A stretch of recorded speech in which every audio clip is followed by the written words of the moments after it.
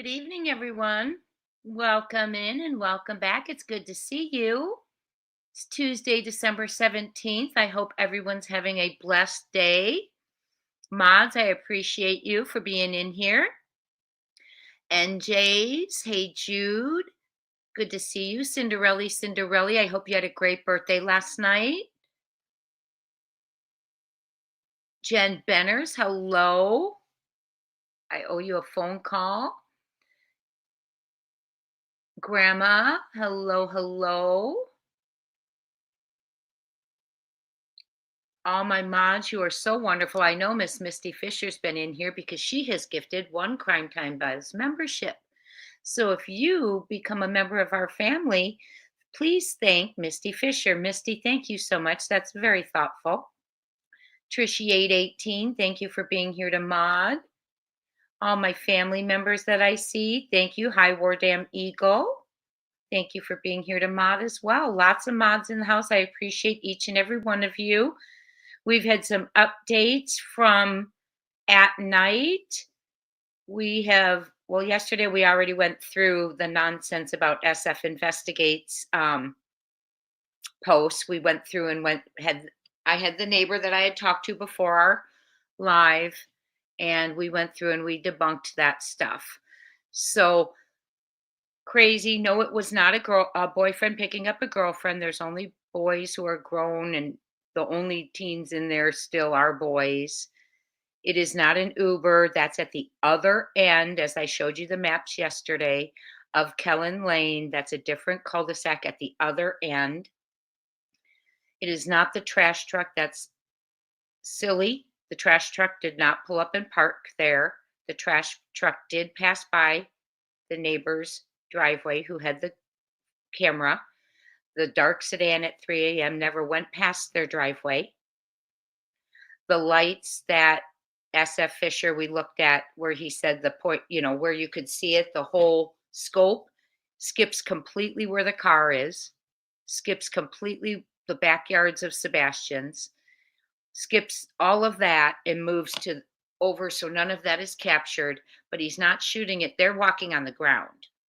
And if you know, the camera's up above shooting at a different level. So they are gonna, that's just, it's silly. We have people who are good with overlays. They're working on that. Mob Crew's doing that too. We're not going to talk about anyone in the chat. I just wanted to throw that out there that he's doing some overlays and things as well.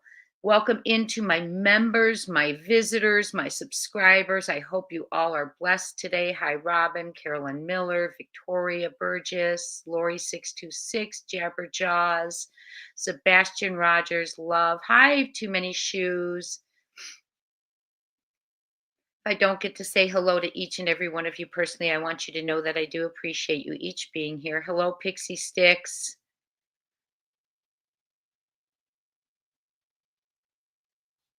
Karen Killerin, hello from Australia. Sherry Scovell. See, we've got people from UK in the house. Welcome. Yeah, it's just silly. And we covered it yesterday, and two other creators are covering it as well to correct the misinformation.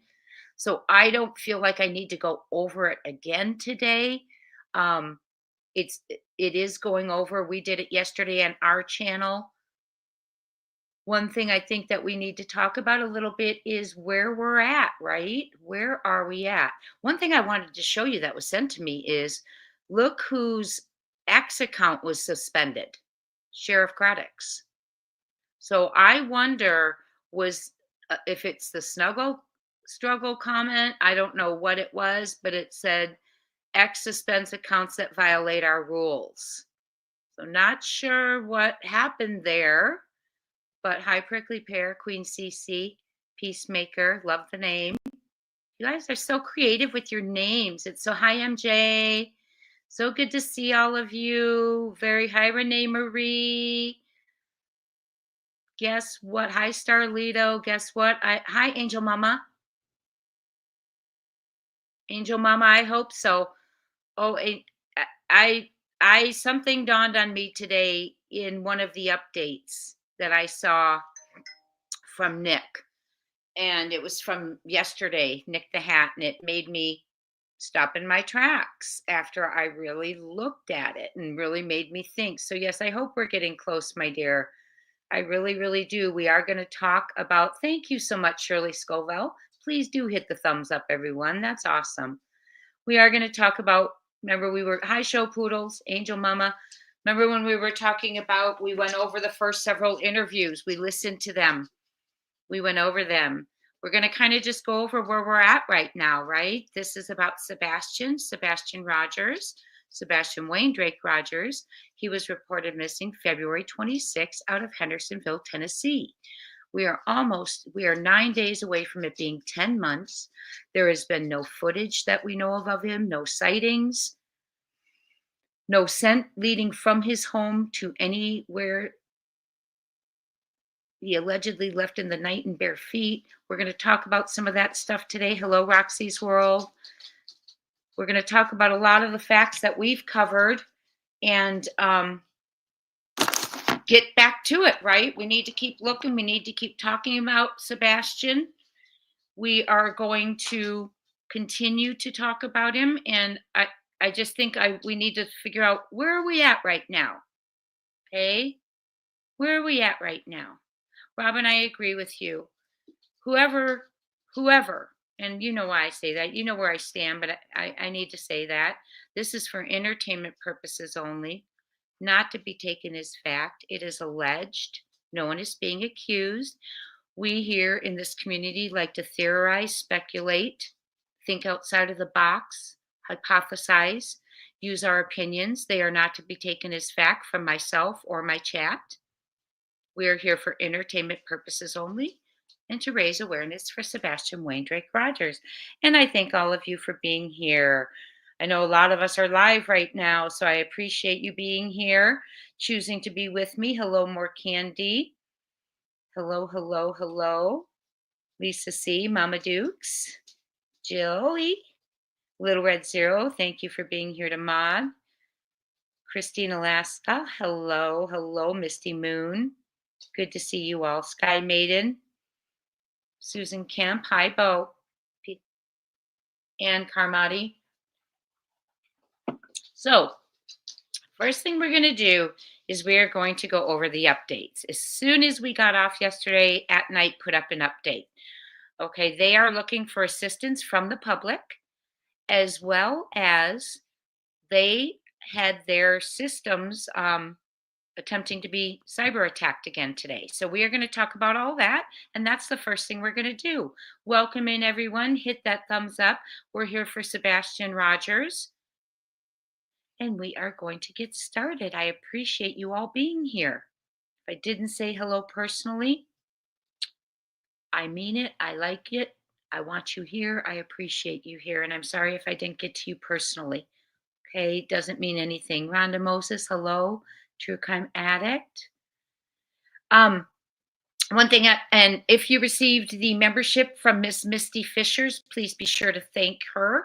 And we meet Saturdays at 1 p.m. Eastern. Hi, Shining Star, and hi, June. I feel like it's been a while since I've seen you. Hello. Hello, hello. Okay, let's go ahead and look over the updates that came out almost the first one as soon as we stopped yesterday evening. So let's go ahead and get that going. We're going to go over Atnight.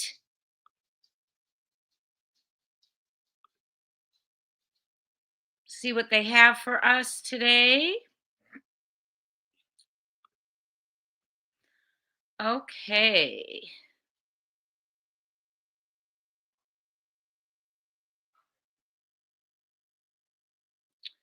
Let me get back here. Okay, let me read this one to you.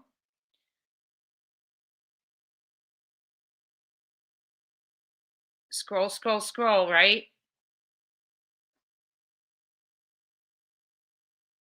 Oh my goodness. I'm praying it. Okay. Oh my goodness. Okay. Did it take me out? Okay, it took me out. Hold on. Sorry, you all. Computer issues. Okay. There we go. Okay, so we are going to get to this. We have a lot for tonight. I want to read the one beforehand so you understand what that one is speaking about. There we go. Public emergency public notice. Immediate action required for Sebastian Wayne Drake Rogers case. Targeted cyber attack underway. Public alert. If you have information related to the case of Sebastian Wayne Drake Rogers, make sure you're seeing it. Okay. If you have information related to the case of Sebastian Wayne Drake Rogers, and this came out today from Atnight Intelligence, do not send tips via our email channels. Please use the following secure phone lines instead: 833-TELL-DOG or 844-922-3236 until further notice. Our systems in Switzerland, that's important, our systems in Switzerland are under sophisticated cyber attack. And Proton Technologies is addressing the situation. Do not email until we resolve this security issue. Thank you for your cooperation. Okay, so a couple of things we need to look at in there, in my opinion, is first of all, that there is a cyber attack going on and it is sophisticated. Sophisticated cyber attack, and it's targeted again at Sebastian's case. The reason I bring this up is I just really want us to realize that we have, when we have people doing this and individuals doing this, in my opinion, it lets us know this is a whole lot bigger. And we know a little boy didn't walk out. Okay. But this is really big, in my opinion. And we're going to kind of link some things tonight that I have seen. But I think of, and I always, these are my opinions, and I want you to, do your own research. But when we have sophisticated cyber attacks going into an intelligence agency that has that level of security, we're dealing with people, some people who know what they're really doing. Okay, and then we have persons of interest. Remember, that are related by marriage to Sebastian, and someone who is believed to be wanted for trafficking. Okay, when we talk about trafficking, we're open. That to me means big, correct? Okay, it doesn't just mean a young man walked out. And in my opinion, it means far more than an accident that went awry. But okay, that's my opinion. We then have a high alert going on from One World. And that high alert is covering bus stations, rest stops, the entries into Canada. They have surveillance going on in 8 states, from Clinton, New York to Seattle, Washington. There are, remember all the other states that they were surveilling? There is a verified sighting in Oregon. Remember, I read you all what I received that was sent to me. The records request that was sent to me about the Proudfoots being seen at Ford's Pond in Sutherland, Oregon. It turned out to be verified, as we know.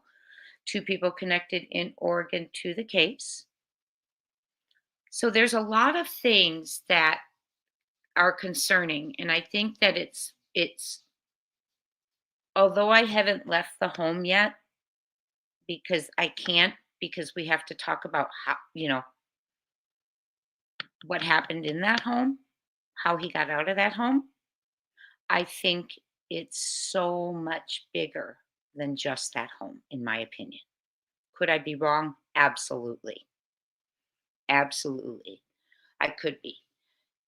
Now, we are going to watch a couple of little TikToks that I pulled, and we are going to talk about the first three interviews we watched. We're going to figure out where our options are, and then we are going to move on to the next interview. So, we have a lot going on tonight, and I appreciate you being with me. So, first thing I want to share with you. Well, wait, let me continue on with X. I'm sorry, I'm getting ahead of myself. Let me continue on with X. So, after that post, very quickly after, it wasn't too long, this was posted here 2 hours ago. We are pleased to announce that our systems are now public statement regarding the security incident resolved December 17th, 2024. We are pleased to announce, and they're showing that everything's locked back up and secure. We are pleased to announce that our systems are now fully operational. No data was compromised during the recent cyber incident, and bad actors did not infiltrate Proton Technologies. You may resume our email tip lines for information related to Sebastian Wayne Drake Rogers, Case 2, Most Wanted at Manhunts.1. Thank you for your patience and cooperation. At approximately 3:55 p.m. Eastern Time, Atnight Private Intelligence detected and neutralized a cyber attack targeting our systems. This deliberate attempt to access sensitive data was successfully mitigated, and by 6:20 p.m. Eastern Time, the threat was completely halted. We can confirm no data was accessed, compromised, or breached during this incident. And we know that they were going towards Sebastian Wayne Drake Rogers data because that's what they were asking not to be sent to them via email. How at Proton Privacy Technology safeguarded sensitive information. The swift revolution of this attack was made possible through the use of advanced security tools, specifically Proton Sentinel and Proton Enterprise, supported by our trusted partners and lifetime providers at Proton. These technologies allowed us to quickly identify the threat, stop unauthorized access attempts. Boy, they really want info, don't they? And ensure the integrity of sensitive data. Here's a general overview of how the systems work together to safeguard our information, your information. Because, when they try and get tips, they're also trying to see who's turning them in. Number one, threat detection and monitoring. Proton Sentinel's AI-driven 24/7 monitoring continuously scans our systems for unusual activity. When the foreign actors launched their attack, Proton Sentinel's automated algorithms flag suspicious login attempts and behavior patterns in real time. See, I just really think this just shows us how big this might be. Activity logs immediately identified unauthorized access attempts, alerting our security teams and allowing us to take swift action before the attackers could penetrate deeper into our systems. Immediate threat containment and access halt. Proton Sentinel implemented advanced login protection mechanisms, including rate limiting and multi-factor verifications to halt unauthorized access. This stopped the malicious actors from reaching protected areas of our systems. And again, we must ask, why do we have malicious actors when we are searching for a missing child? Proton Enterprise's end-to-end encryption ensured that even if the attackers attempted to access communications or databases, the information remained unreadable and inaccessible due to military-grade encryption. Number three, situational assessment and isolation.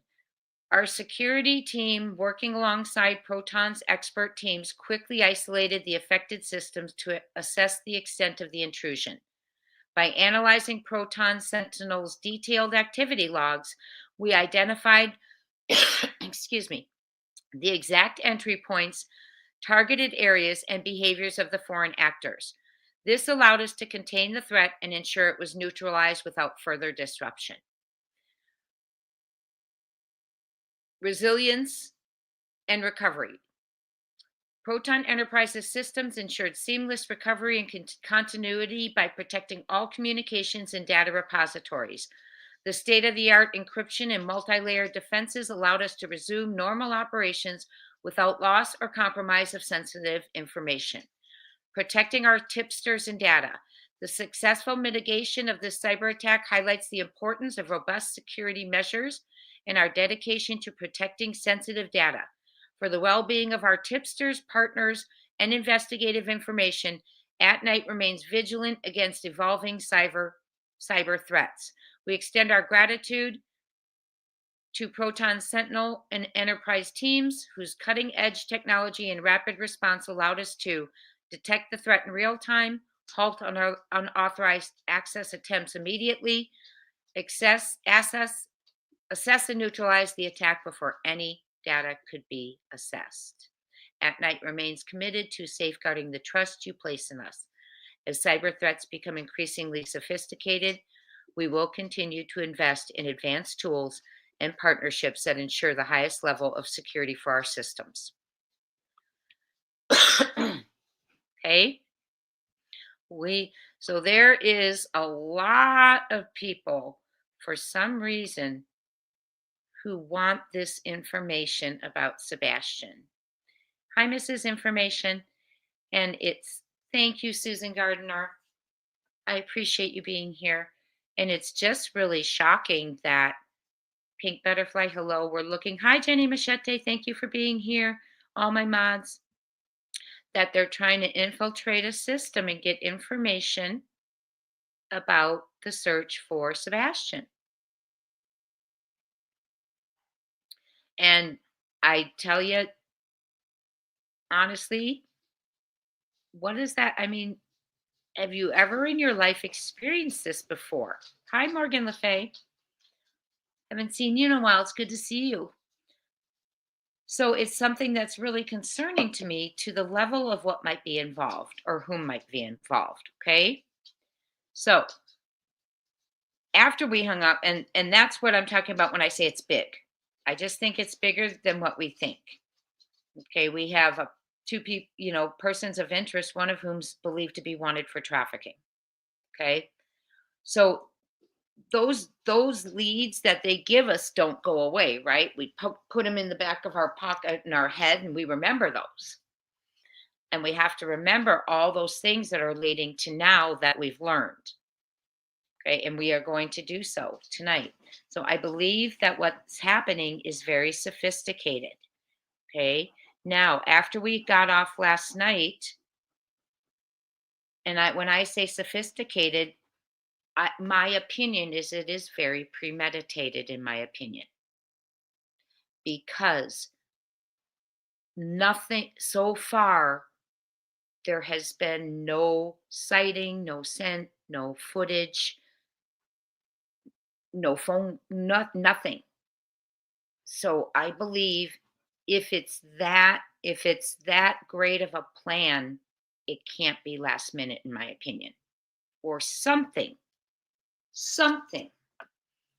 would have been possibly overlooked, right? But I feel like it's a well laid out plan, in my opinion. Whose well laid out plan? We all have our opinions, and we're not going to put their names in the chat, but we're going to continue on, okay? The R word is a very sensitive thing. I cannot believe at all that it was said. It's a terrible, terrible statement, okay? So, hi, Polly Pepper. How are you? I have new socks on. Angie Best, Mama Bear, Mad Mama Bear. Hello, Maria Gutierrez. Hi, CB. Good to see you. Hi, Justin For All. I saw your thumbnail for tomorrow. Looking forward to it. Okay. Hello, everyone. So we are going to continue on. So one thing I want to do is I'm going to share something with you that Atnight shared yesterday. As soon as we got off, they are providing reward money for footage and things like that. So they're asking for the public's help, and I want to share that with you. So you are aware of what they need for Sebastian Wayne Drake Rogers in order to bring him home. We are going to bring him home. What am I doing? I don't need that group right now. We are going to bring him home. I would love that he would be reunited with his father by Christmas. That would be wonderful. Let's go to Atnight here. Sorry, my computer's being really slow. And we are going to bring that young man home. I hope they're getting very, very close. Okay. Oh my goodness, I don't know what I'm doing here. Hold on. I hope they're getting very close.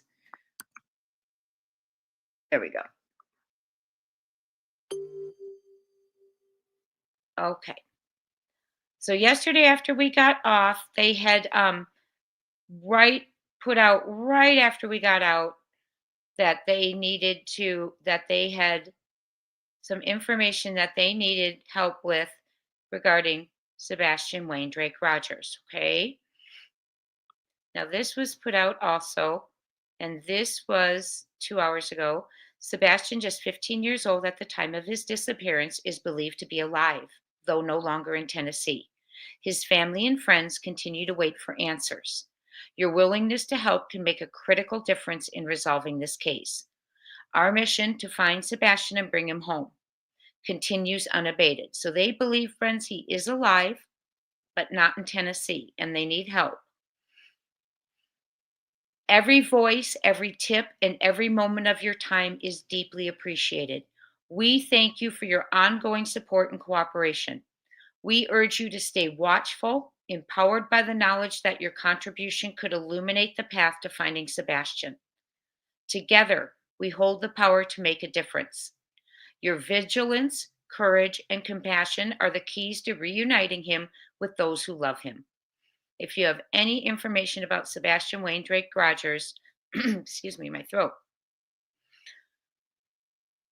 please reach out to Sumner County Sheriff's Office, TBI, local FBI office, which is your local FBI tip line, which is tips.fbi.gov, your nearest American embassy or consulate, or Dog the Bounty Hunter, 833-TELL-DOG, or Atnight, 844-922-3236.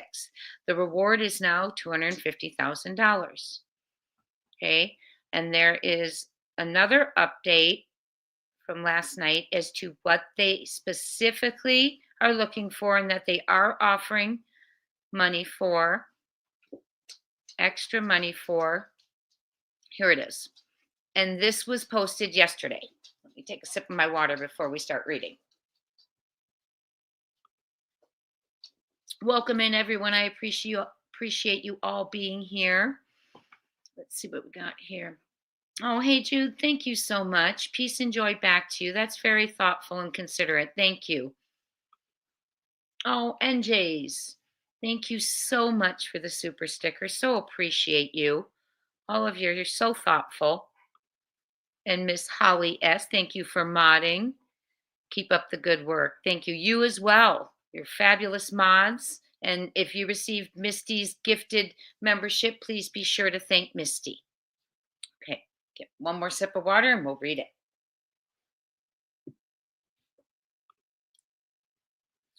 Public update, and this was from yesterday, December 16th, Monday.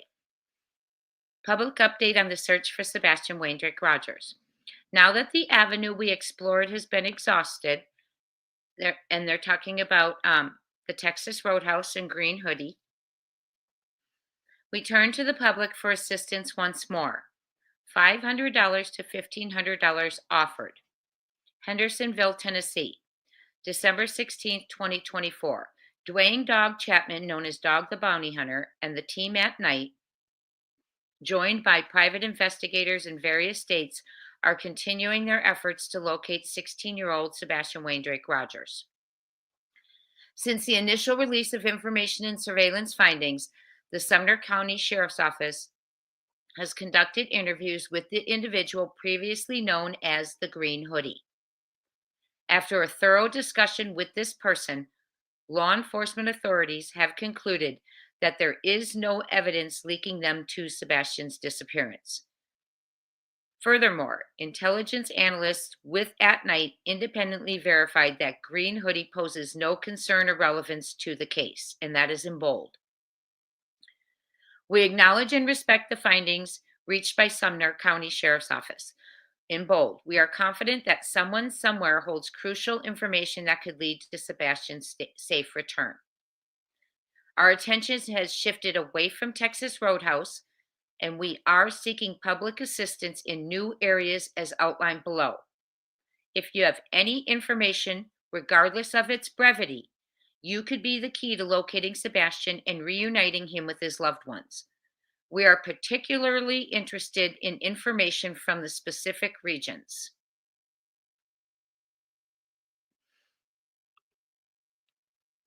If you community request Route 1, if you live, work, or frequently travel along the route beginning at the Texas Roadhouse and ending at Stafford Court in Hendersonville, we need your assistance. We're looking for any security doorbell, dash cam footage captured on February 25th, 2024 from 4 p.m. local time through 1 a.m. local time on February 26th. So that tells us right there that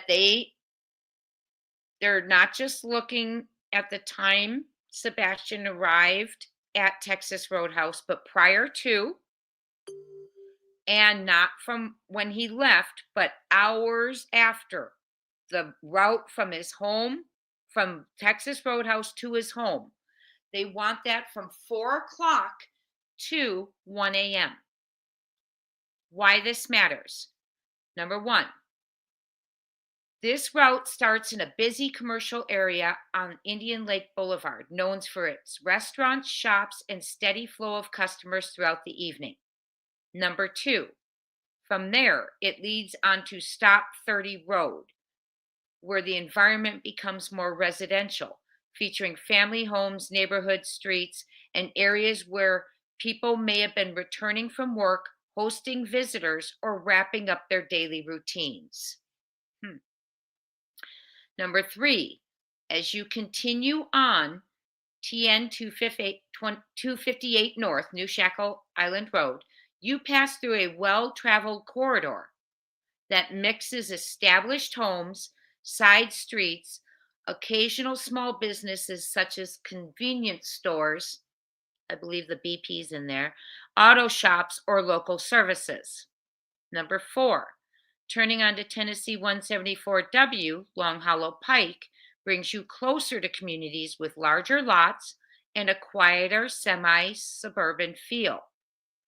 Finally, Kellen Lane and Stafford Court sit deeper within a suburban setting where streetlights are fewer, traffic is lighter, cameras that residents have on their porches or driveways may capture passing vehicles, pedestrians, or other activity that would seem ordinary on most nights. What we are looking for: residential footage. If you have a porch camera that views the street, a backyard camera angled toward a road, or a side yard camera that might catch passing cars or individuals, please review your recordings. Business footage.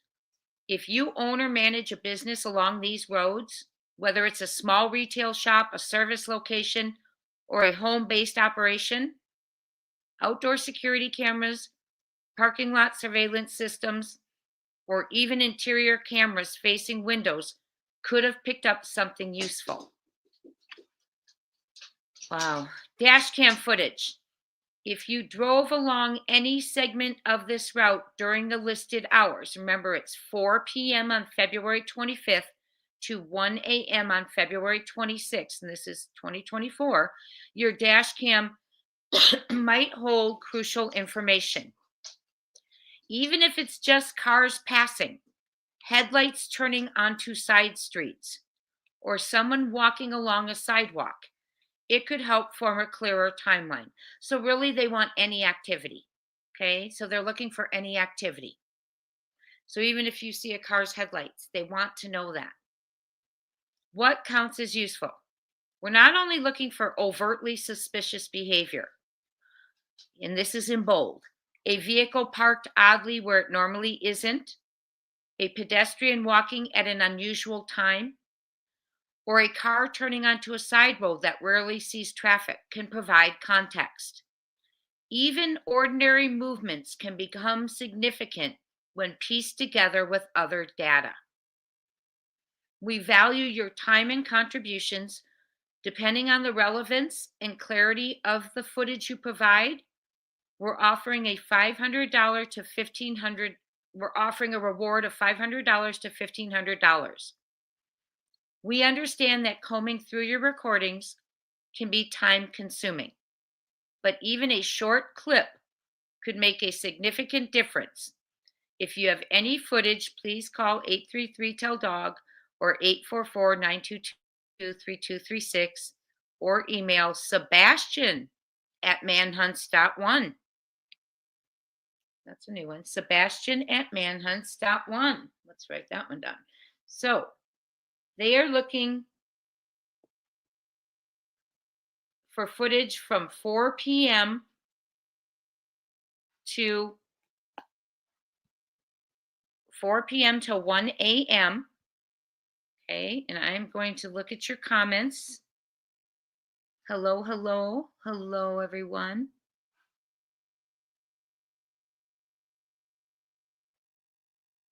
Yes, prayers for Brown 3. Why 3 girls? Yes. Thank you, June. Hello, Joanne. Hello, Queen Cece. Hello, VM. Hello, hello. So they are indeed looking for anything anyone can provide some sort of context to the evening in those routes. Dash cam, sightings, footage. Hi, Lisa Vote. Hi, wait, what? How are you all doing? Hi, Gail. WV Holla Girl, good to see you. Autumn, Angie's best. So it sounds like they are really trying to scour that route. So if you read between the lines, they need information from that route, from Texas Roadhouse to the home. They want to know, probably, did anyone stop anywhere? Did anyone, because there was a route as they traveled home, did anyone see anything? Maybe stop somewhere, talk to people. Maybe there's people who followed people home. They just need to know whatever you can give, even if it has nothing to do with Sebastian. If you saw something in that route, if you captured something that you feel relevant from what they said, please submit it. We are going to bring him home. And it just kind of, that takes us to Texas Roadhouse has been cleared. Okay. And they are looking the timeline from 4 p.m. to 1 a.m. for clues from the Texas Roadhouse route to the home on Stafford Court. And we are going to talk about 2 things. We looked at the first several interviews. We watched together Duchess, which was on March 3rd. That was the Proudfoot's first interview, online first interview. We watched the March 4th interview with WSM4 Nashville, and then the extended one. There was a full version. We watched the Hands interview on March 7th from Fox 17, Nashville, with Caitlin Miller. And so far through all of those, we have not heard about the trash chore, the noise, or the thud. Okay, so we have not heard that yet. So very interesting. We are going to continue on. I want to share something with you before we do. Just a little trip down memory lane, okay? Put some little facts in our back of our minds while we're watching the next interview.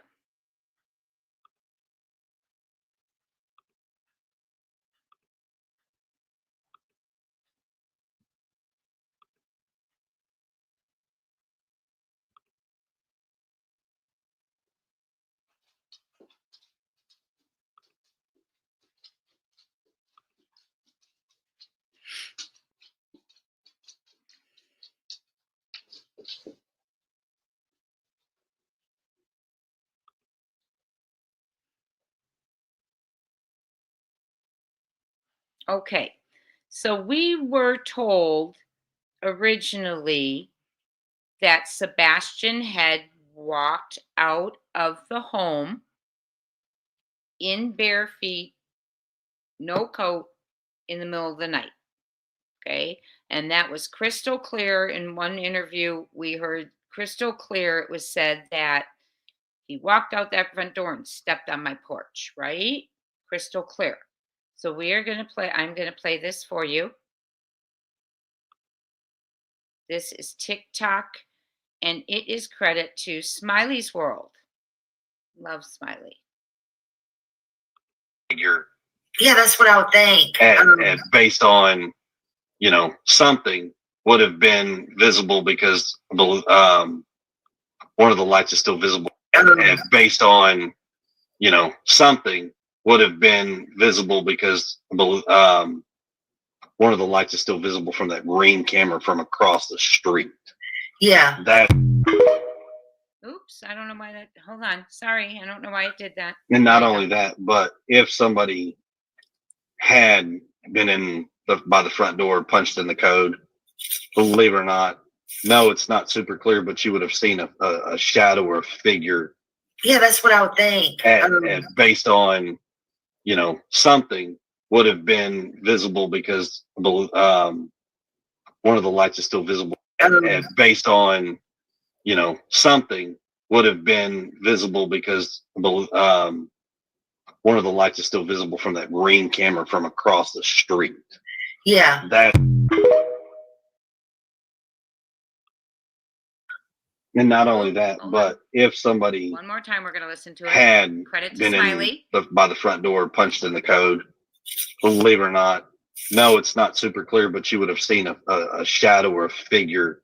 Yeah, that's what I would think. And based on, something would have been visible because one of the lights is still visible. And based on, something would have been visible because one of the lights is still visible from that Ring camera from across the street. He says that with Yeah. his That. taste.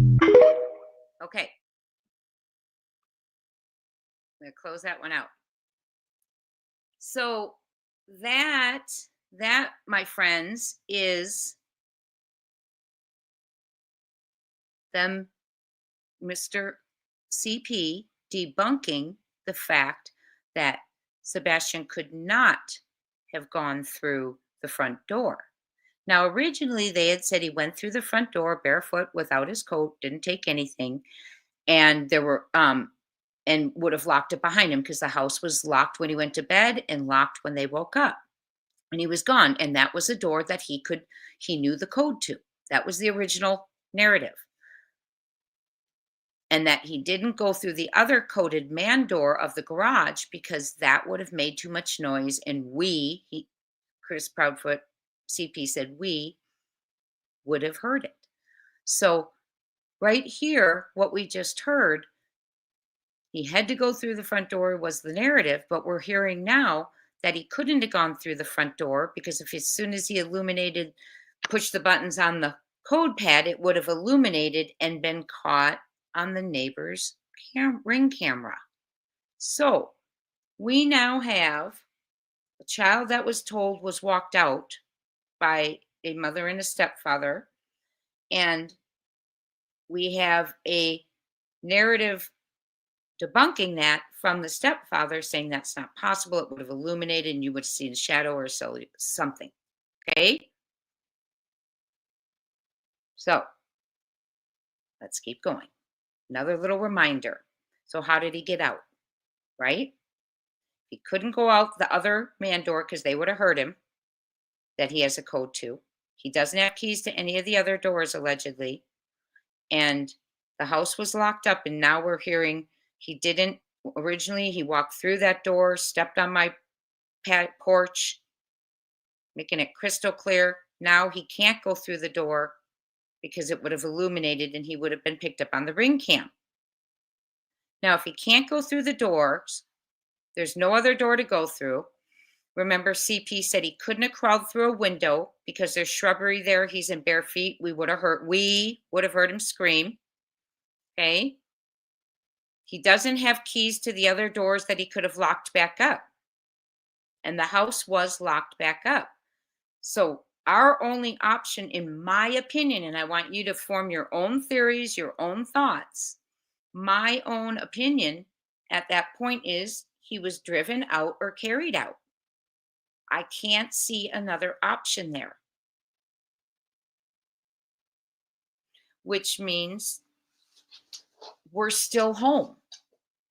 Although this is bigger than I think we think, we're still home because, in my opinion, he did not walk out. Okay? So let's go to the next one. I'm going to share with you another reminder.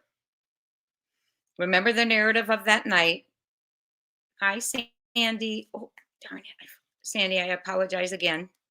And that's, and we have to talk about that because we have to go back and remind ourselves of things. Also, the narrative was that KP had the dog sleep with her at night when CP was not in town. CP originally claimed he had not been in town the month of February until it was reported that Sebastian was missing.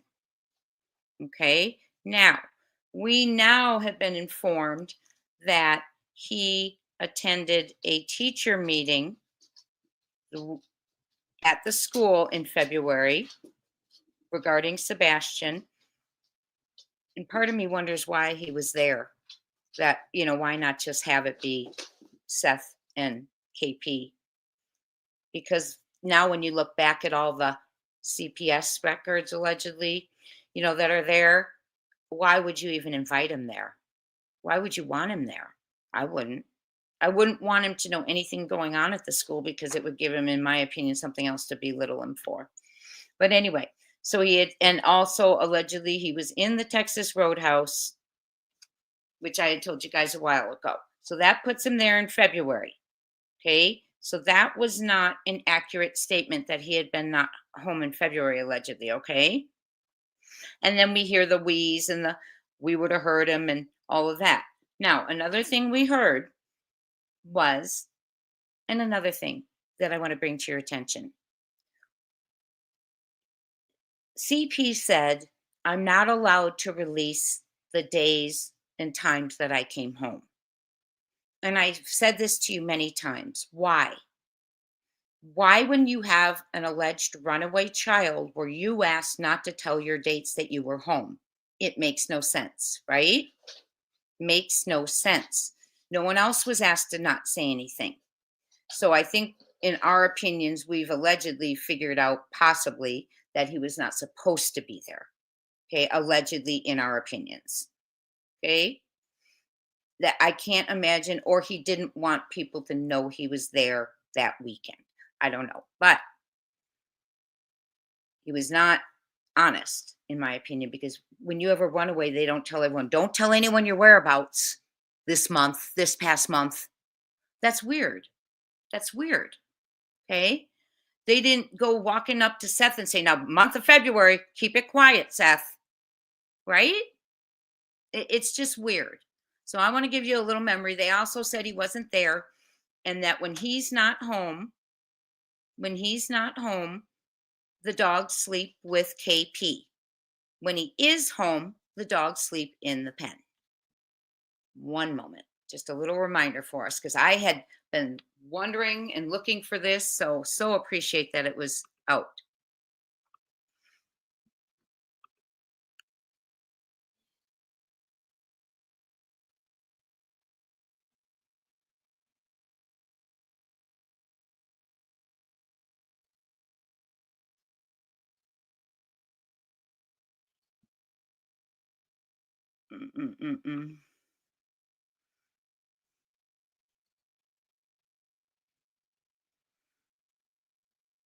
I hope this isn't the one I just shared. Oh, no, this is it. Okay. This is a little reminder about honesty in a narrative, because we're searching, and these are the kind of things that set us back. When I'm not home, she just lets him sleep in the bed. Oh, sorry. Let me go back to that.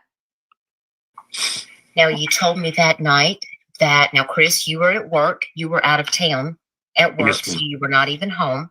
Correct, ma'am. And Mom, you fell asleep on the couch. So to make something very crystal clear, start falling asleep while she was on the couch. I had said, hey, you need to wake up, put the dogs up, go to bed. When I'm not home, she just lets them sleep in the bed. So to make something very crystal clear, when I'm not home, she just lets them sleep in the bed. Said, hey, you need to wake up, put the dogs up, go to bed. When I'm not home, she just lets them sleep in the bed. So to make something very crystal clear, when I'm not home, she just lets them sleep in the bed.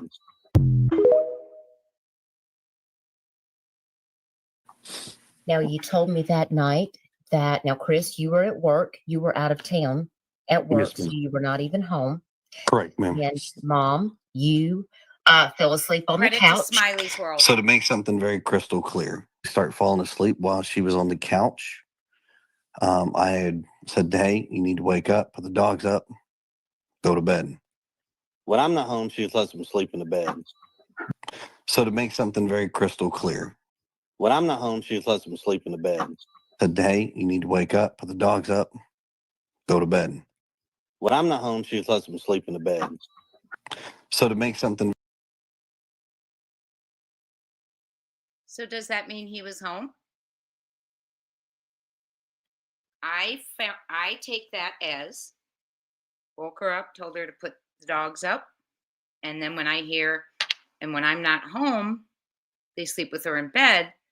So since the dogs were in the pen, you would assume he was home. So we now have the narrative where the child walked out, the young man walked out the door. Sebastian Rogers was first told he walked out that front door. We don't know why he walked out that front door in bare feet, no coat.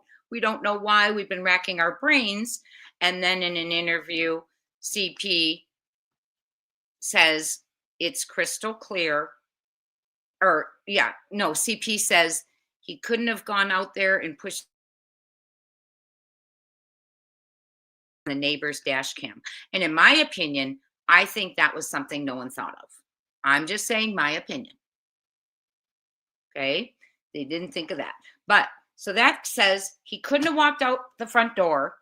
And now this one says, makes us think CP was home. And then we have the first 3 interviews we go through. 1, 2, 3. Yes, the first several interviews, we have no noise mentioned, no thud mentioned. The trash chore has not been mentioned yet. And by the way, no times. Remember in the first 3 that we watched, KP mentions no times, just a very vague, and we got home from supper, that kind of thing. We had a great weekend, but no times. She has to be asked the time she went in at 6 a.m. and then bedtime. So let's go ahead. And let me follow the comments, and then we are going to watch the 4th interview, which is with Duchess again, and it is on March the, let me see what time, 7th, I believe. Let me look at it. We are going to watch it. I will pull up the date real quick. Hold on.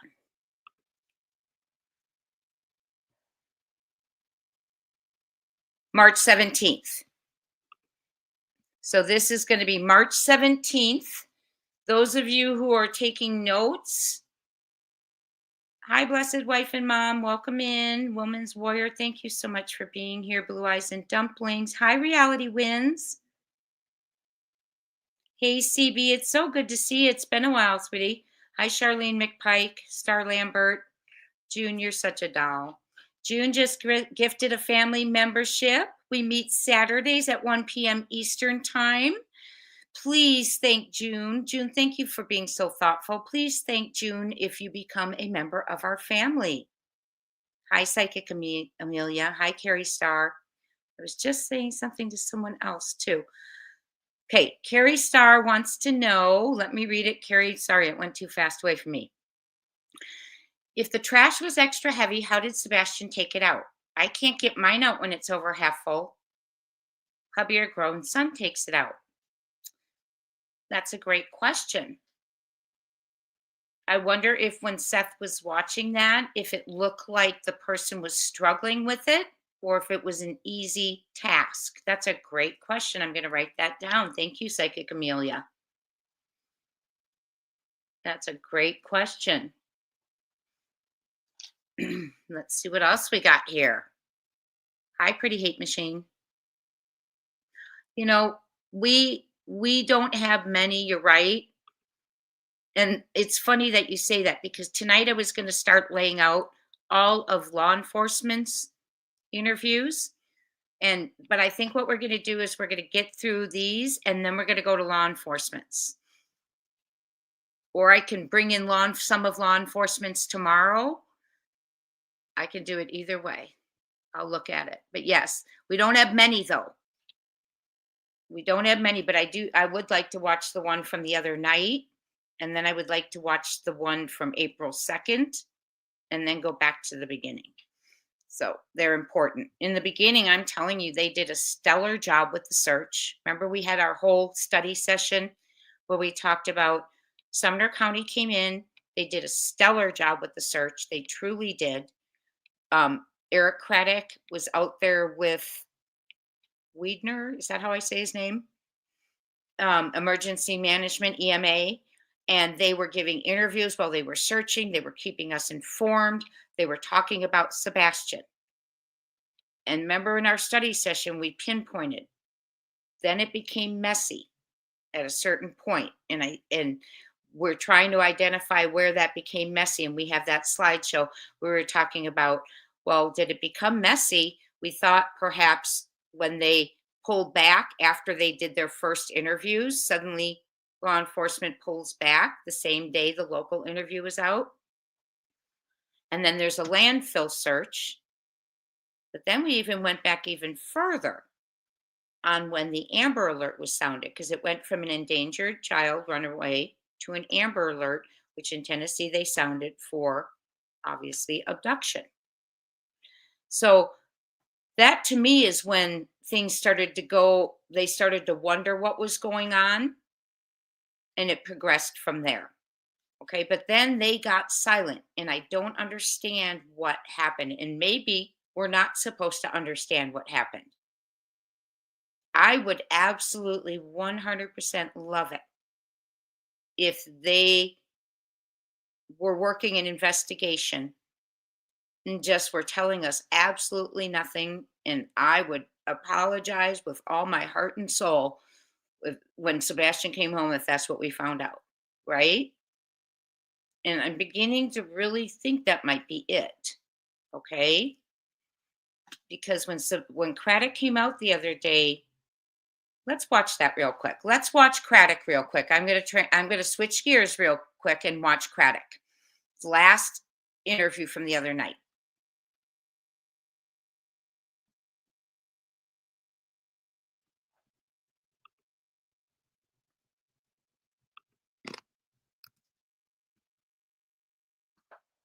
And it was, what was the date? December 8th?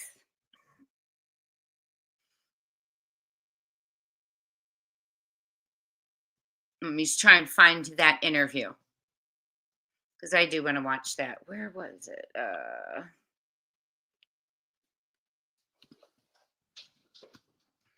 We are going to watch that. I thank you all for being here. We are talking about Sebastian Rogers. I've been doing some research of my own, and it is, I'm going down a different path in my mind of something, and I'm not ready to share it yet, but we'll talk about it eventually. But some of the things you come across, right? Where is Craddock's interview? Huh. Well, hold on. We'll go ahead and we'll go to Duchess and I will look for it while we start Duchess, okay? So this is, for those of you taking notes, this was March 17th. Let me verify. Yep, March 17th. This is Duchess's second interview with Chris and Katie Proudfoot. Full credit to Duchess. Please go over and subscribe if you have not. I will mute my mic so you don't get the echo, and then I will look for Craddock's interview for you.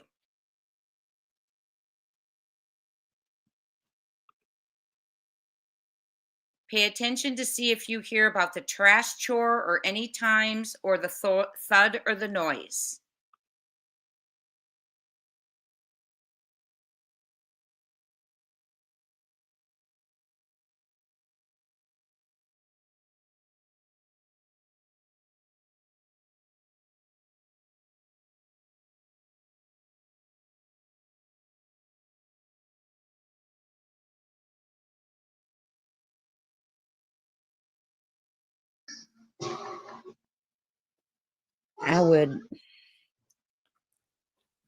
Yikes. Michelle said, Laura, it's common knowledge. Lay down. Now, how much concrete would be needed to cover you completely? Michelle. See, that's how I think about things. I just try to be logical. Yeah, well, foul play may be what we're missing. I don't know. Yeah, Kim, well, we know about all the false information in that case. It's bizarre.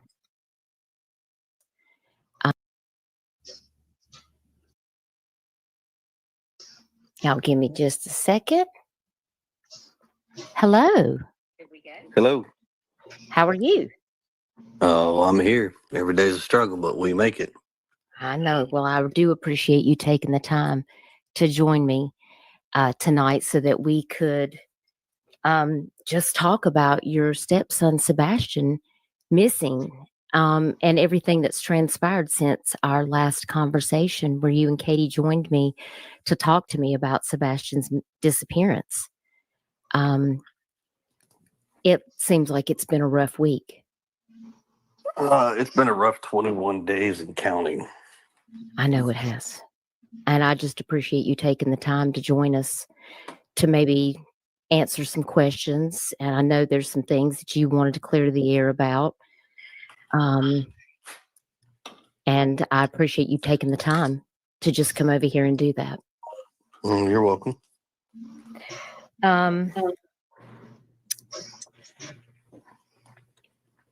Just trying to think where I want to start. I know there may be people that are watching or listening to this case.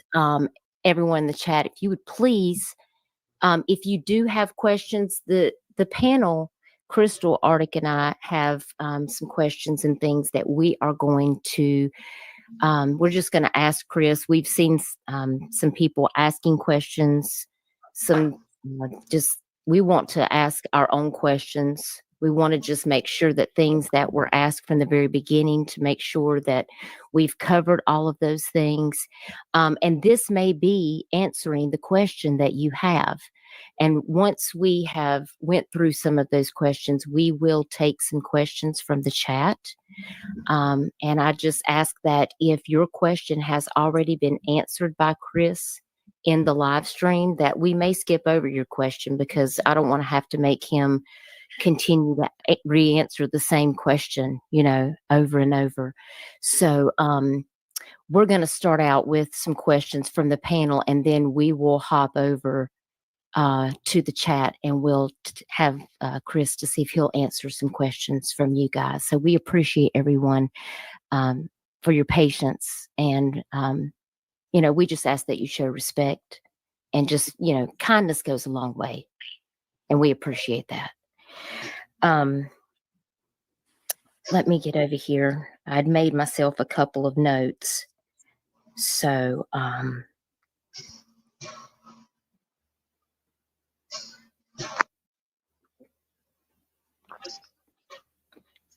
hope Sebastian's mom is okay. I know this has been very difficult for her. Well, she's right here beside me, so she can hear every single thing. Hey, Katie, I appreciate you being here and listening. You are in our thoughts and prayers, and I know this must be so very difficult for you. And I'm just praying for your strength. Thank you. And that's Sebastian will be found soon.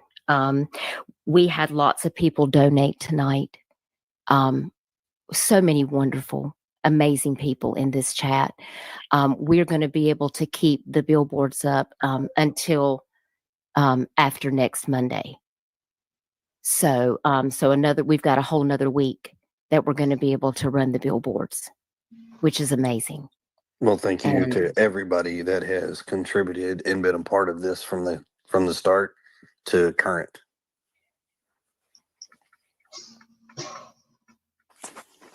Y'all are very much appreciated in the chat. You have to know that it means so much to them, because these billboards, and listen, Chris, also, if there is another location that you and Katie would like to have a billboard, you can, let me know, and I'll be happy to get another billboard going. If there's a location that you are interested in, you can just reach out to me sometime this week, and I can look into it. If you think there's another location that would be good and we can get another one going up, just let me know and we'll make it happen. Okay. So, besides gaming, what are other things that Sebastian likes to do? He likes to fish. He loves to play on playgrounds. We get the little kid crafts from Lowe's and Home Depot, so he likes to build little things with me. That's really cool. And you said that Sebastian didn't really have a lot of friends. He didn't really have any friends. He has a couple of friends at school. Do you think it's possible that, and which you told me before you didn't think so, but do you think there's any way possible that he could have met a friend online, either at school or at his father's or at your house? Do you think that's possible in any way? There's always a possibility. That is a question that I can. There's always a possibility that a child can do something. Now, from my best recollection, mom's best recollection, and the father's best recollection, Not that we know of. Our house, as we've stated, has been. It is strict. It stays locked down with that kind of situation. We use internet time and gaming as like a positive reinforcement rather than a free access. Okay. TBI is, excuse me, not just TBI, but all law enforcement agencies involved are actually anything and everything which way they can. They are doing their best to investigate, look, search, any little thing. And right now we got no luck. Okay.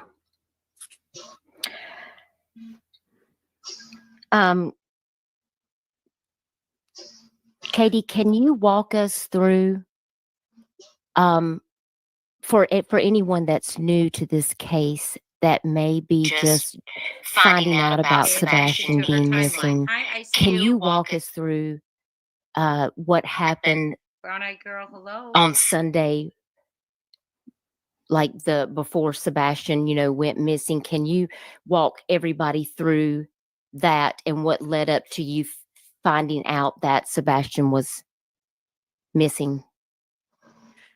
Yeah. Sunday morning, I'll just start at the morning.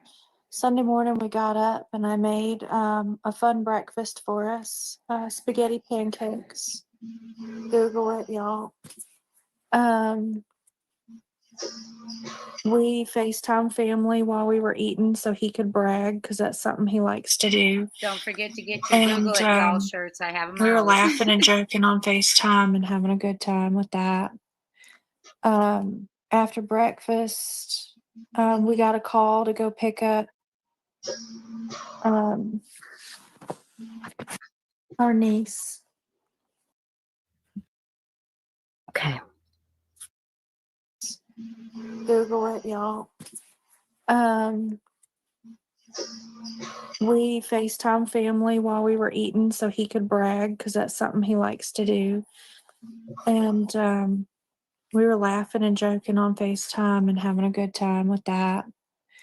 After breakfast, we got a call to go pick up our niece and go take her to meet up. So we did that. We went and picked her up, and we met her mom at BJ's, and we were there with family members. We come home and put our groceries away, and then a little bit later we went to the bowling alley, a local bowling alley here, and we played games. And then and this is just Bubba and I, and we went to dinner, just the two of us, and then come home. He took the trash out because that's his chore. So this one we have, the trash comes in. He took the trash out. Okay. We have that. We have we never are told who calls to pick up, to ask her to pick up. Okay. Yes, she's MMA trained. She sure is. They went to the local bowling alley to play games and to dinner, just the two of them. She said that someone called to take her, she was called to take her to pick up her niece, and they met her at BJ's. So they were there with family members. We don't know specifics. I don't like when she says because he likes to brag. To me, and maybe I'm just being sensitive, that sounds negative. And I don't think they always say a parent with a missing child is lifting them up, but maybe she was lifting them up by saying in her own way that we were having a good time. So trash chore came in. Okay, let me see before we move on. Misty, thank you so much for your membership of gifting that, and also Miss Misty for a month with me. Let's prepare to celebrate Sebastian's birthday, his return. Amen to that, dear. Yes. Let me put the banner back up for Duchess. This is full credit to Duchess. This is the second interview she did with him that we are watching. I will mute again. I want to see if you guys have any comments real quick that you want me to see, or any questions. Exactly. Wait, what? Not a lot of details there, right? Oh, who was FaceTimed? Love that. Where was the niece? Good detail. Who made the phone call to them?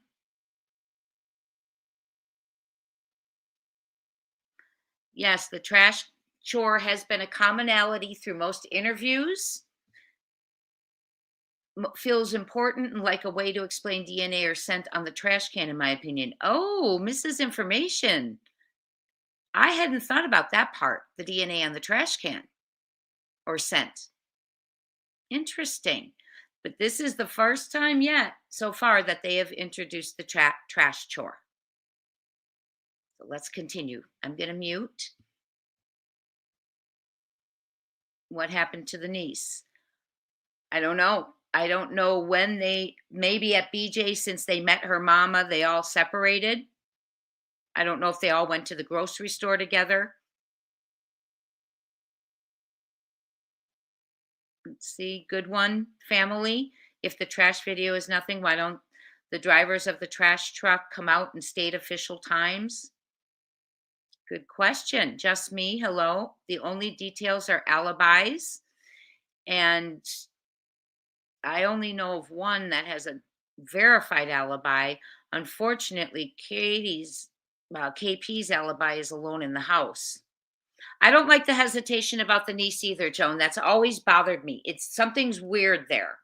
I don't know if CP was staying there allegedly with his sister and was calling for them to come meet them. I don't know. Something doesn't feel right about that call to me either. She stumbles over it. Hello, YouTuber. Good to see you. She called him Bubba because she is trying to play like she is Landon, Gannon Stouch's mama. Hey, KP. Okay. Yeah, that's quite a case, isn't it? The script isn't right. You got it. They went to the bowling alley to play games. So let's go.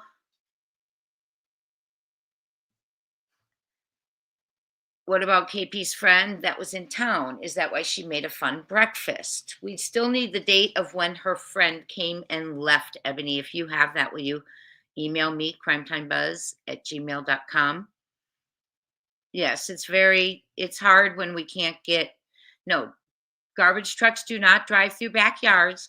And if they did, they would have had Sebastian's chore as rolling the garbage can to the back of the house, not the end of the front driveway. They are saying our garbage truck picks up our things at the end of our driveway. If they didn't think that and they thought the garbage truck went through backyards, the garbage cans would be taken as a chore to the back of the house and left. Okay, let's continue.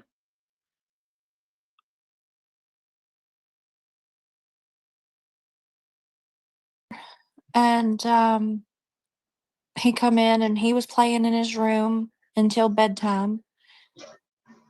And at bedtime, I told him, I said, "Hey, Bubba, it's time to go to bed." And he goes, "Okay, good night, Mama, I love you." And then he said good night to his puppies. And he went to bed. Okay. And walk me through what happened. You said that you were on a phone call, you were on the couch, and then you went to bed at midnight. Walk me through exactly what transpired during that time before you went to bed at midnight for you. So, well, my husband, he works out of town a lot. So we normally sit and talk every evening. And I normally fall asleep on him. And he'll tell me, "Wake up, you got to go to bed." And and that was right around midnight. So I got up and I put the puppies up and I went to bed myself at midnight. And I went to sleep, obviously. And then at 6 a.m., I went to wake him up for school, and that's when I couldn't find him. And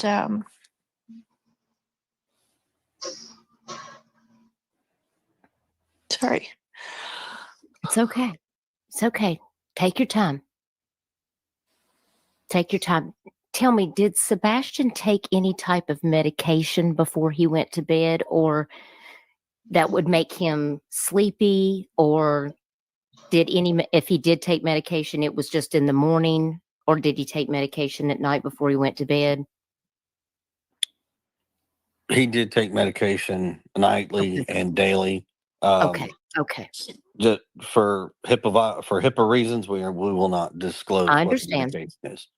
I was just trying to think, if there was something that might have made him sleepy, like if he would have. Okay, so just like I mentioned, and I'm sorry to stop it, but I have to point this out to you. Just like I mentioned about the time frame in February, why would it matter where he was if the child was a runaway? And he's saying, "Well, I'm not allowed to disclose." Well, now here we have, I'm not allowed to talk about his medications because of HIPAA. Okay. And HIPAA is not correct in this case. Okay. HIPAA are two rules that establish national standards. And there's the HIPAA privacy rule and security rule. And it has nothing to do with what he's talking about right now as a parent discussing the medication that his child was on for a missing child. Okay. It is a privacy rule that you cannot release information of medication for someone else, but this child is a minor and this is a different situation. So HIPAA does not apply here, is what I'm trying to tell you. This is not a HIPAA standard. There are HIPAA standards that have to be followed, and a parent is not that has nothing to do with it when there's a parent and there is a missing child. Okay.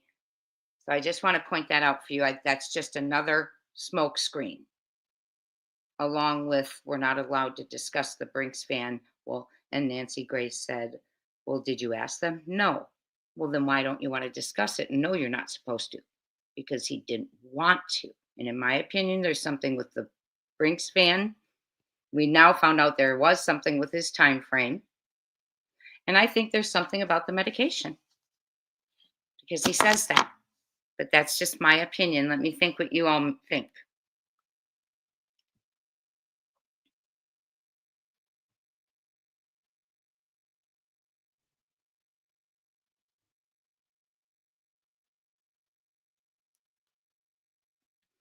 Yes, I have talked to neighbors also about when that trash truck came through. So let me see if any of you have anything. Kimberly, where are you getting that? Denise is the key, and I'd like to know who she is. Can you explain?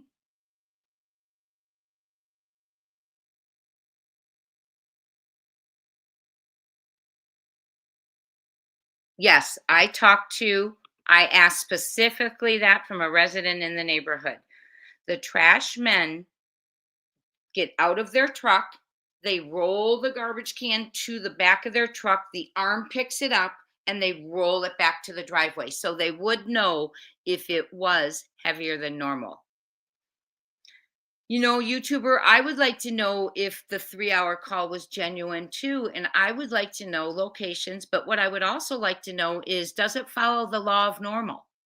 She says that since they're apart pretty much every night they talk. That's the law of normal, that they would be doing that every night. I would love to know if it's normal for them to be on the phone every night, especially for that length of time.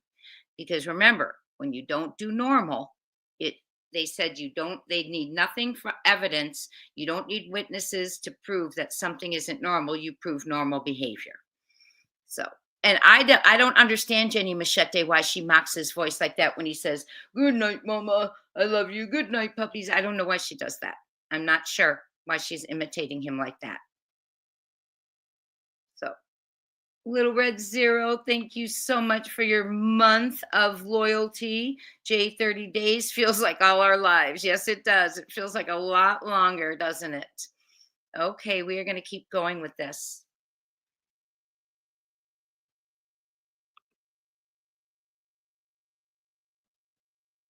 Let me mute myself. Woken up, I just, all these different questions that people have asked. So, right. But you don't have to disclose any particular, nobody needs to know that, specifically. I just wanted to ask.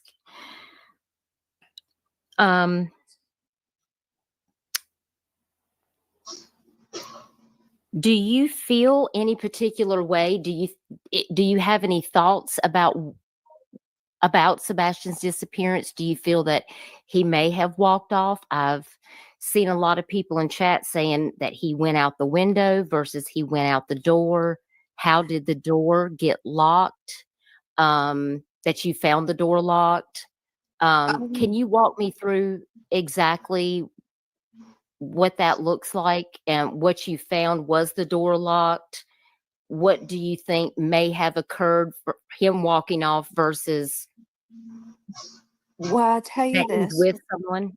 Okay. We didn't find any signs of the windows, but and without disclosing the details of my door locks, I will say that understand. Sebastian regularly and consistently went out and locked the door behind himself. Okay. All right, let me get over here because I have some other questions that are coming in. Now,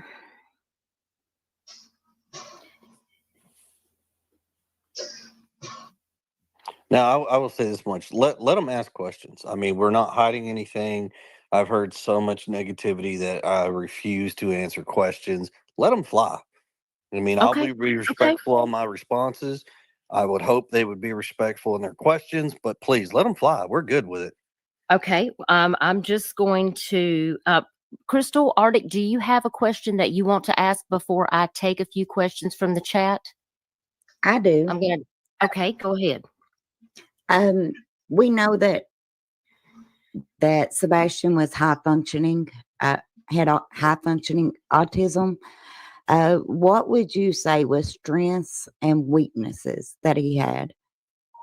Because no two kids are the same, is why I'm asking.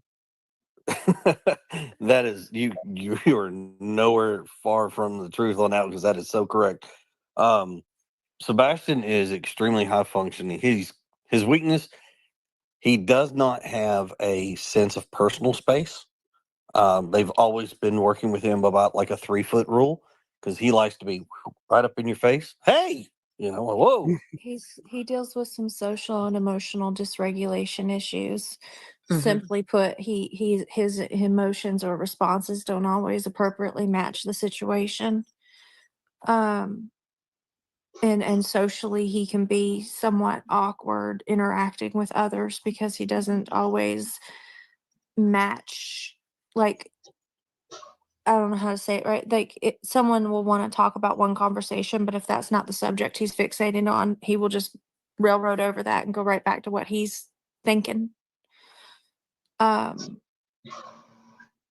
at the same time, he's also, for the most part, a pretty happy kid, and he loves being a helper, and he likes animals, and he's really smart.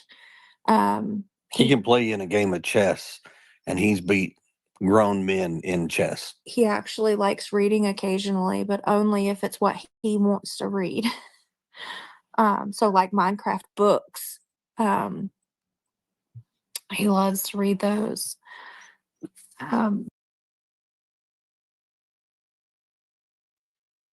and again, I'm going to hit on the chess because if he can beat grown men in chess, he is a strategist, a thinker, a plotter, and a planner. Before he makes one move, he knows what the next move could be. That does not align to me, in my opinion, with a young man who walked out on his own volition in the middle of the night with nothing, including shoes. It just doesn't make sense, especially when he's alone at times in the afternoon before KP gets home. That is when he could have planned to go if he was wanting to go. So the chess doesn't make sense to me. Notice that KP did not provide a strength for us. The strength was, I guess, high functioning. The rest is his weakness was he doesn't have a sense of personal space. They're working with him on the 3 feet rule. He gets right in your face. He did talk about chess. KP mentioned social emotional dysregulation responses. They don't match the situation. He's socially awkward. He interacts. If it's not his subject, he talks over because they do tend to perseverate. He loves to help. And see, when I hear that, he loves to help and he loves animals and he's smart, I can go back to this is as an educator and a parent, I would say, well, if he loved to help, the best thing that you as a parent maybe could have done is when it was time to take care of the snakes, make it, come on, let's do it together. Made it fun because he needed encouragement to do it and he needed the support to do it. And then his snake would still be with him along with the toys that were thrown away in his things. You get it, you do it as a parent and you help him and you teach him how, especially if he loves to be a helper, you put it in that context. And it makes me sad that wasn't, to me it feels, in my opinion, from all I've heard, that it's more of a step parent allegedly looking for him to make mistakes. So let's go ahead and continue.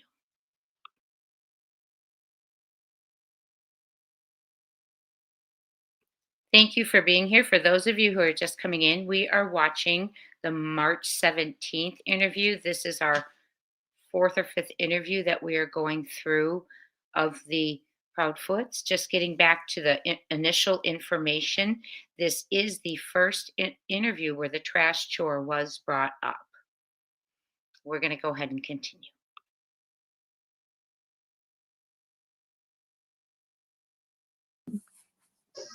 Albeit his humor is a little different. He's funny. I prefer he's silly more than anything. How was he with strangers? Depends on the day, to be honest with you. He goes either he's never met a stranger all the way to, depending on his mood, he don't want nothing to do with anybody. So it's kind of difficult to answer that question because it varies depending on where he is in the moment. Okay. Normally, he's.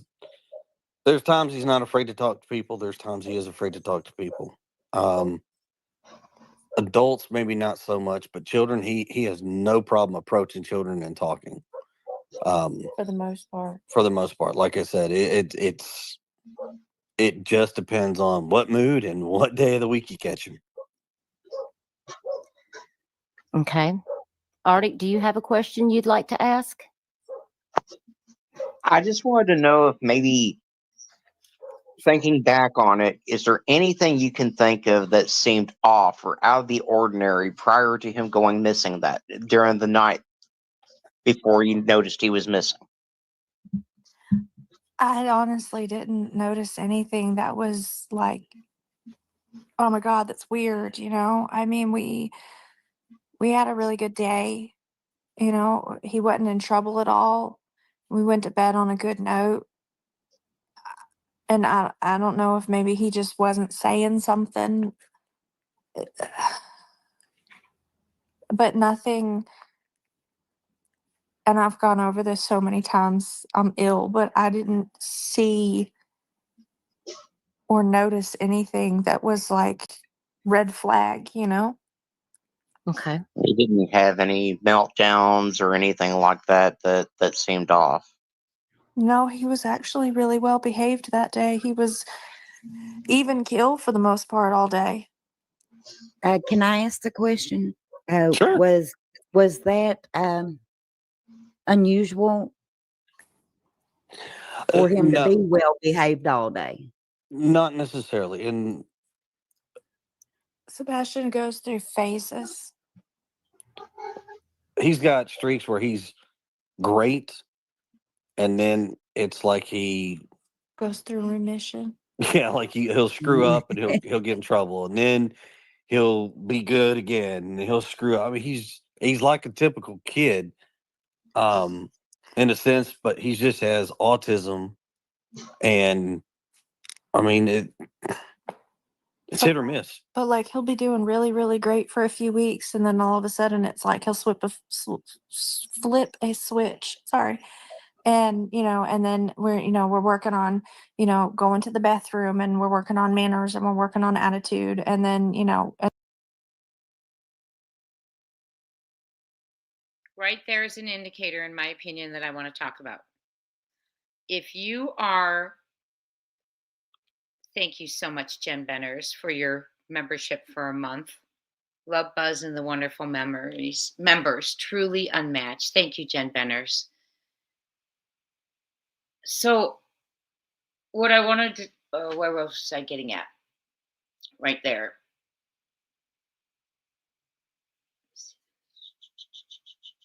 A lot of talk about trouble, and I think a lot of us, realize that that's a lot, right? Because I hear we had a good day. He actually was well behaved that day. He went to bed on a good note. He wasn't in trouble at all. I mean, I think that's an indicator, in my opinion, that the norm is he's in trouble a lot with them. Okay. And then they talk about He goes through streaks where he's really great and then he screws up, gets in trouble. Well, he's typical, except with autism, hit or miss. Screws up, gets in trouble. And she says, yeah, he's great for a few weeks and then goes into remission. And I think that's significant because she brings up, and then we start talking about using the bathroom and things like that.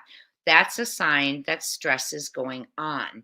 It's not just that Sebastian woke up and decided to flip a switch. Okay. It's a signal that something's going on that is making him anxious or having anxiety or whatever, to where he's having bathroom issues and soiling himself allegedly. It's not that he woke up and wants to do that. That's a signal. It's not that he goes 3 weeks of being great and just decides to start to where you have to start talking about going to the bathroom and all that. It's that something has occurred that has made that great streak stop, the anxiety continue or start, and the behaviors are for attention, and the anxiety is, the toileting issues are a sign of anxiety.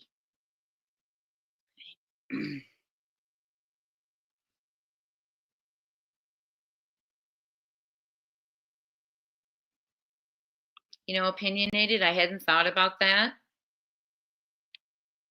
That, you're right. Those were the last words she heard him say. Opinionated says that imitation makes the story seem lighter, not how a normal person allegedly would talk about the last words she heard him say. And YouTuber says, yes, Jay, in my opinion, KP over-explained that phone call was a nightly occurrence. Yeah, I agree. I think that was, oops, because now they can go through the logs and see, is that a nightly occurrence? Especially in light of some of the alleged things we've heard, right? Oh my goodness, Bev Heilman. We're praying for you, my dear, and your mother. I'm so sorry to hear that. They never say his name. They don't. We are on numerous interviews. We are on number 4 or 5, and we haven't heard the name yet. Hi, Tina Von Young. In my opinion, Katie has been involved.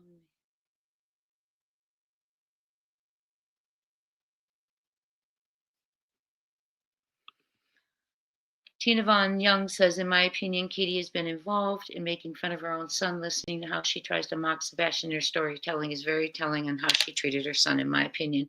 It did, but we've been advised by Ellie not to answer that question. Oh, yeah, exactly. Kim, keep that. I'm not sure what's happening. Mods, you probably got it because I'm behind, I'm sure. Yeah, I'm about 14 minutes behind. Tracy, you are so thoughtful. Thank you. I really appreciate that. It's enough just to have you all here with me, and I truly appreciate how thoughtful you are, all of you. Thank you, Tracy. That's very, very thoughtful. Let me make sure I don't have any other thank yous.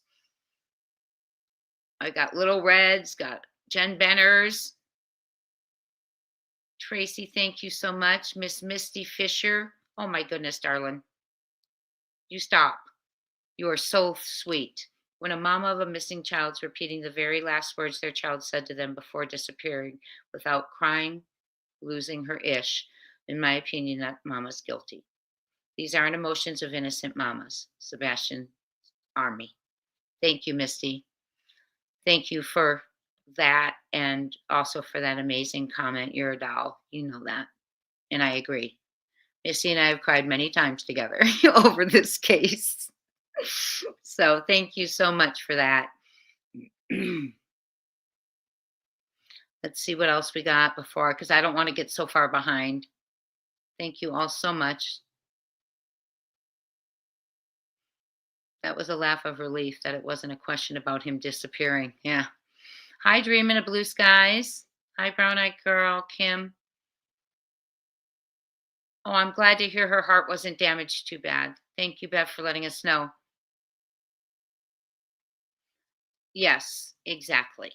It's interesting when we get to actually watch him, right? It really is. It really is. Hi, Kelsey. Right. The anxiety, right, Kelsey? The abuse, the anxiety could be what that's about. Yes, we always mention our children's strengths first. And teachers are taught to do that in conferences. You never lead with a challenge. But as parents, we want to uplift our children.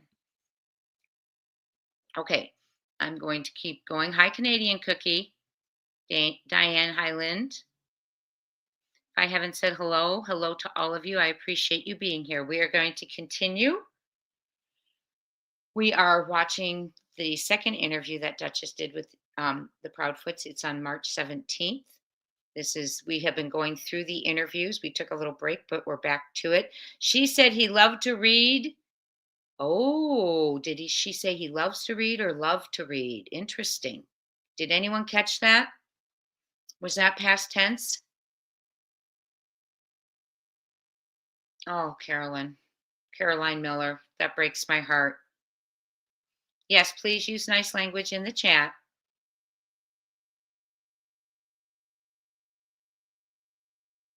Yes, I agree with you.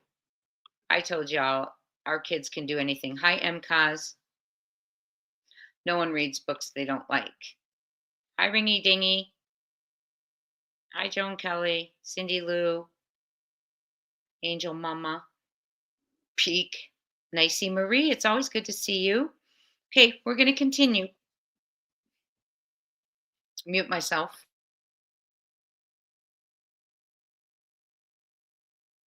And then we'll go through that phase, and then we'll go through, and he'll flip the switch again, and he's, doing really great. He just goes through. I understand that it's like completely. Trust me. progress, backpedal, but it.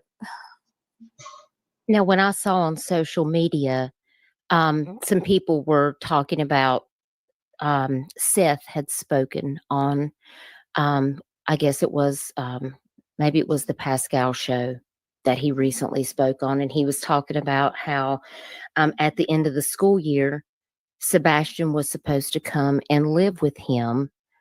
And can you tell us anything about that? Is there anything specific to know about that? I think a lot of people have been saying some very interesting things. According to some posts that I saw, apparently it's because Chris, you are that he's scared of you. That he's scared of you, and that you're bullying him at home. And I don't like to ask these questions, but I feel like this needs to be addressed because I just want you to talk to us about why people are saying this and why people are also putting online that you have domestic violence charges. And I just wanted you to talk to us about that. Whatever you feel like you can tell us, so we can try to reel that in. No, I'm okay to address every bit of this. Okay. So you mentioned Sebastian's afraid of me. Well, that is a loaded question because somebody who has released some information out there from another show, who I won't put his name out there, allowed somebody to say something. Now, mind you, when you have a teenage child or teenage children, all parents know this, your children are not going to like you because you're not there to be their best friend. You're there to be a parent. And as parents, you have rules they have to follow. If they don't, there's consequences. Sebastian will say one day he's upset and mad at me for something, and 20 minutes later will run up to me, throw his arms around me, cry and say, "I'm sorry and I love you." So, when you get in trouble, of course you don't like your parents. He said the exact same things about his father. But that's when you set them down and say, look, bud, parents are parents, and we're going to have to do what we have to do. And unfortunately, you're not going to like it, but down the road, when you get older and if you decide to have children, someday you're going to look back and say, man, they were right. So, I mean, people have their opinions, they have their thoughts and their assumptions, and that's fine. I have never once stopped a person from having them. That's why we are people. That's how we are. But knowing the facts are one thing. And then assumptions behind what you want to put out there is something totally different. Right. You know, you addressed domestic violence. Okay. There are some folks out there who have decided to go online and go pull some public records, which perfectly okay with. Domestic violence. If I had domestic violence in my background, I wouldn't have certain credentials that I have because you're not legally allowed to. Domestic violence, no. I've had a temporary protective order and I had a no contact order placed against me in New Mexico with my ex-wife. Now, mind you, let me back up and I'll play the whole story for you. Me and my ex-wife, we actually lived here in Tennessee for a little bit. We had a daughter. And at the time, my daughter was only maybe 6 weeks old. An event took place while I was holding my daughter. And when that took place, I filed for an immediate protection order against her. We went to court. The court made their decisions. I gave my daughter back to her mother.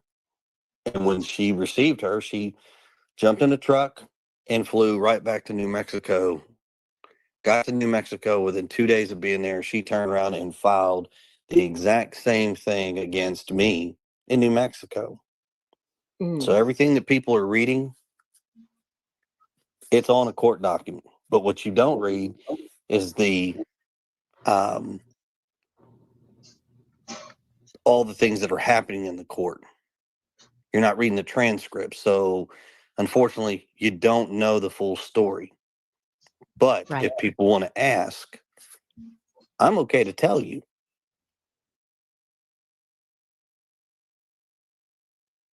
Oh wow.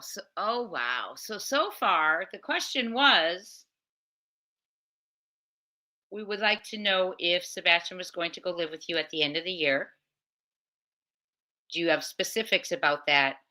And CP, he's afraid of you and scared of you, possibly, is what people are saying, and DV charges.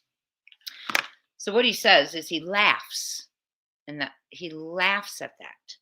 Okay. And he says, afraid of me. Well, that's a loaded question. And he says, teen kids don't like you. Well, how many of you have a child who's grown past teenage years or in teenage years? They're difficult, but my child liked me. We had great times. Okay.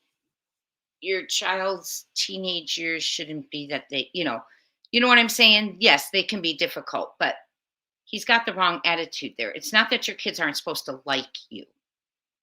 Okay. It's at times they're not going to like the way things have to be, the way things might have to be handled but it's not corporal punishment, for Pete's sake. Okay.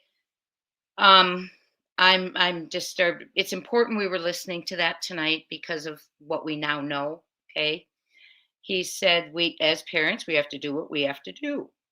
And that never includes abuse. That never should go as far as 5 CPS reports. Okay. He said that domestic violence, this is interesting, that it has no credibility. He has credentials that he has that would not illegally allow him to have that. So now I'm wondering, why does he have it, in my opinion? So we know what we know about that. We know what we've heard. He tells the Nina story. Nina's told us that story, that they were chased 80 miles an hour allegedly down the highway once she got the baby. And her story we watched as a family as well. Remember, we watched it as a family, and we went through it, and it's heartbreaking, and it's very, very hard to listen to. And we did that together. Gosh, was it already a month ago, friends? So that we did that as a family. This part of the interview, he has still avoided the question about going to live with them at the end of the year. The reason that's significant now to what we know is we know they were looking at a school for him. Okay. That did not, it turned out the one they wanted. Seth researched and said, no way. I've researched it too. My goodness. And then Seth reached out to someone to help him research because it didn't fit the needs of Sebastian. The school they chose, and I will tell you this right now as I have delved deeper into it, horrid reputation, Seth was right, and it is for troubled teens. And that wasn't what Seth felt was suitable for Sebastian. They needed to address some of the traumas that had happened to him and things like that. So anyway, they wanted to send him to a school. The last email Seth forwarded to them December 1st was from the person who was the professional who was helping him find programs. He forwarded it to the Proudfoots. They, as a blended family, decided they could not afford this. And 2 months later, Sebastian Wayne Drake Rogers disappeared. And it's important to bring up that he was going to live with his father in May. Okay, so let's go ahead and keep going. I want to hear you to hear again if that's addressed, okay? And I want to hear too, because in my head I'm trying to think. Okay, thank you so much, all of you, for being here.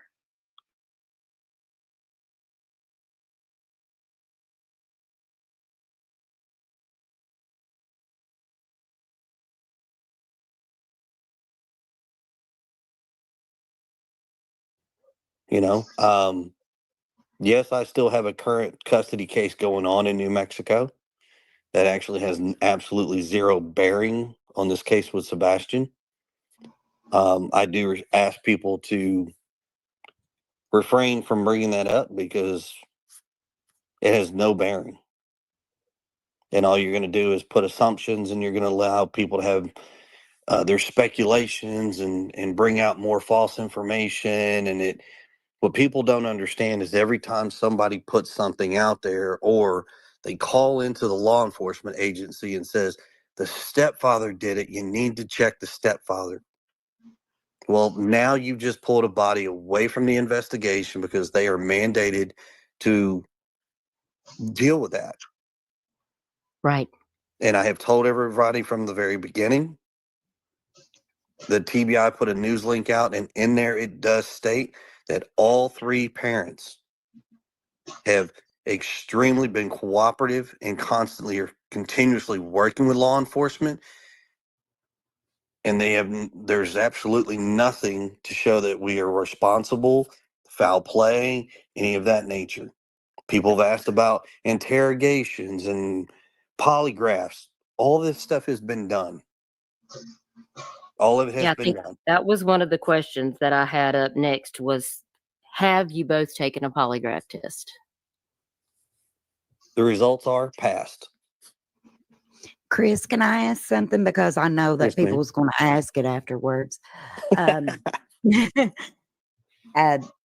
event that happened, was that toward you or by you? It was toward me. Okay. So to give you I'll go ahead and paint that story very crystal clear. I was holding my daughter in my left arm. Okay. Mind you, she was a little baby. She was up against my chest, cuddled up next to my cheek and my shoulder. My ex-wife accused me of having an affair with a coworker, who was not much into men. I'll let you go that direction wherever you want to go. Just wasn't into men. And that coworker was my boss at the time. And she didn't like, and I was like, "You're kidding me, right?" And I showed it to her. She's very hot-headed. She didn't like the answer. swore up and down I was. And she connected and slapped me across the left-hand side of my face where I was holding my daughter. If you can do that while a man is holding a child, or a woman is holding a child for that matter, if you can slap that person while they're holding that child, that says something about you. Yeah. And I'm not going to be in that situation. I wouldn't expect any person to be in a situation of that. So I had to do what I had to do based on being a parent, which was best for my child. Right. I just knew that in the future that people would be online saying there was an incident and nobody asked what the incident was. You And said the results. I'm sure they're The going to results are, spin it. yeah. The results of the polygraph was that you passed. Is that both of you passed, or can you say? Yes. Okay. I think that was my question that was up next was, so you've both taken a polygraph test. That was some of the questions. I see a couple people asking that specifically. Did you take a polygraph test specifically? Chloe and Mo wanted to know specifically, could you elaborate? Did you take one and also pass? I've got a question, and a lot of people have been asking, Chris, is there any reason why you don't want Sebastian around your daughter?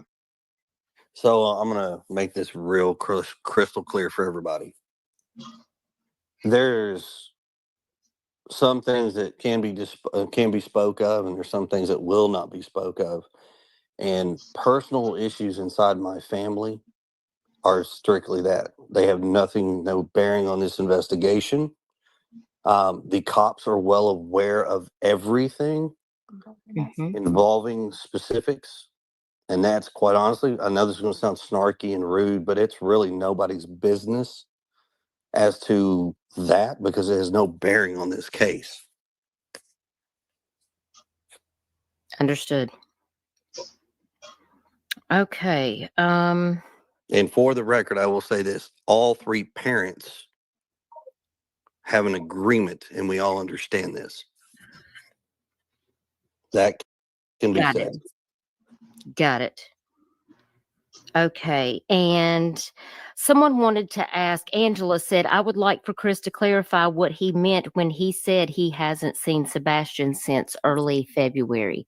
Are you able to clarify? And if you're not, just state that. So I cannot give certain details with this investigation, and that's kind of one of those things.